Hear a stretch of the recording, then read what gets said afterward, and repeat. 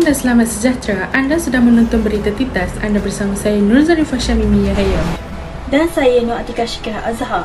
Nilai-nilai ajaran Islam di Malaysia telah berkembang ketika mana tersebarnya nilai-nilai Islam dari pedagang-pedagang Arab ke tanah Melayu untuk berdagang kerana mempunyai tempat yang strategi. Nilai-nilai ajaran Islam yang telah diterapkan dalam kehidupan masyarakat di Malaysia terselah pada pembinaan masjid dengan elemen-elemen dari tamadun Islam, antaranya Nusantara dan Osmania. Malaysia terkenal dengan berbilang kaum dan agama, malah mewujudkan budaya dari nilai-nilai agama seperti nilai agama Islam yang membuktikan nilai-nilai agama Islam telah lama berkembang di tanah Melayu sejak pada zaman Kesultanan Melayu Melaka. Kita dapat lihat banyak pembinaan masjid telah dibina dengan beberapa elemen dari tamadun Islam pada Masjid Putrajaya yang telah dibangun dengan material granit berwarna mawar dengan tona merah muda gurun. Masjid ini memiliki perpaduan arsitektur Islam Persia pada masa Safawi berpadu desain Melayu, Arab Islam. Menara setinggi 116 meter ini terinspirasi daripada Masjid Sheikh Omar di Baghdad. Sedangkan dinding ruang bawah tanah menyerupai desain Masjid Raja Hassan di Casablanca, Morocco.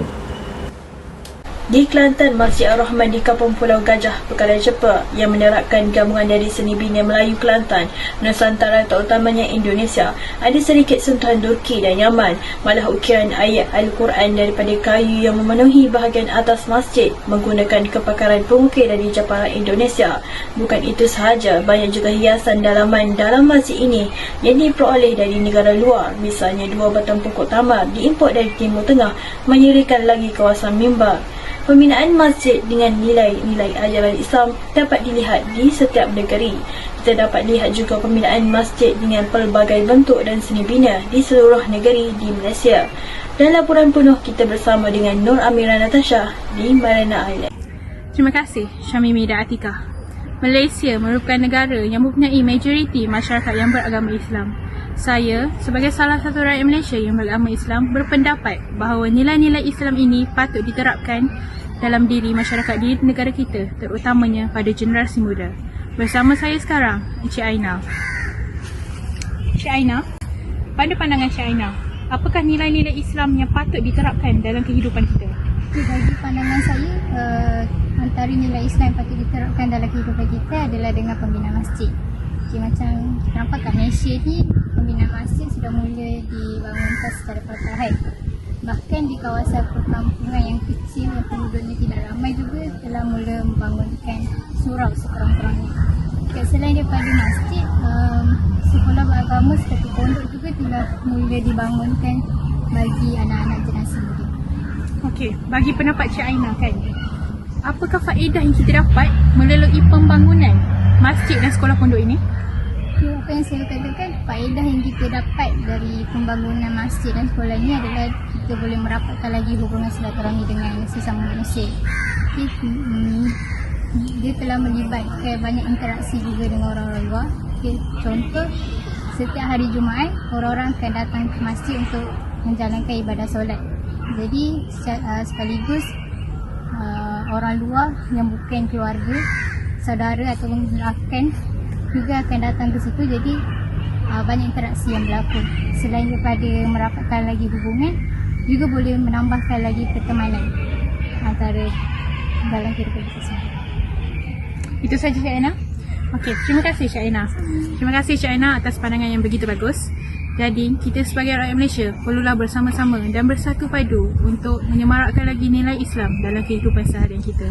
Saya, Amira Natasha, melaporkan dari Marina Wing, kembali bersama Atika dan Syamimi di studio. Pembinaan masjid atau sekolah pondok mampu menghubungkan ikatan persaudaraan antara sesama Islam serta dapat meningkatkan ilmu pengetahuan ajaran Islam dengan lebih mendalam di masjid dan juga sekolah-sekolah pondok yang telah menawarkan pengajaran Islam dengan secara percuma kepada masyarakat. Seterusnya, kita bersama dengan Nur Amira Natasha di Marina Island untuk laporan penuh. Seterusnya, bersama saya, Cik Mazidah, untuk memberikan pandangan beliau tentang nilai-nilai Islam yang patut diterapkan dalam kehidupan kita. Silakan Cik Mazidah. Nilai Islam yang perlu diterapkan dalam kehidupan kita iaitu penggunaan tulisan Jawi di serata dunia, yang mana tulisan Jawi merupakan pusaka bahasa Melayu yang perlu dikekalkan penggunaannya kerana banyak khazanah intelektual masyarakat terdahulu yang ditulis dan didokumentasikan di dalam tulisan ini. Selain itu, penggunaan tulisan Jawi ini juga merupakan lambang kesenian dan identiti umat Islam yang perlu dijaga dan dikekalkan. Kita dapat mempelajari sesuatu ilmu agama itu dengan lebih mudah kerana adanya tulisan Jawi ini tersebar di serata dunia. Terima kasih Cik Aina dan Cik Mazidah atas pandangan-pandangan tentang nilai-nilai Islam yang begitu menarik. Jadi, sebagai rakyat Malaysia, kita perlulah mengambil iktibar dan menerapkan nilai-nilai ini di dalam kehidupan seharian kita. Saya, Amira Natasha, melaporkan di Marinawi. Kembali bersama Atika dan Syamimi di studio.